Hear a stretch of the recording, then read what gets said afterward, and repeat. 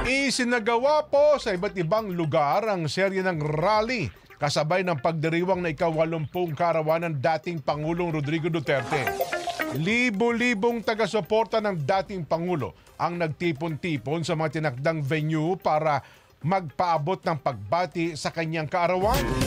Sinabayan din ito ng pag-asagawa ng campaign rally ng Senator slate ni Digong na PDP Laban.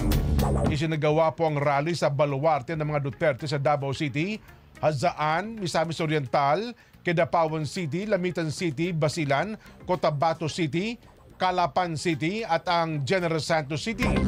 Nagtipon din ang mga taga-suporta ng dating Pangulo sa Paco, Maynila, Baguio City, Dagupan, Pangasinan, Dumaguete City, Negros Oriental at Tagbilaran City, Bohol. Maliban dito, nagsagawa rin po ng rally ang mga nasa abroad, gaya po ng nasa Athens, Greece, para hilingin na mapauwi po sa bansa si Digong. At kahit sa labas ng ICC Detention Center sa The Hague, Netherlands, ay nagsama-sama po ang taga-suporta ng dating Pangulo.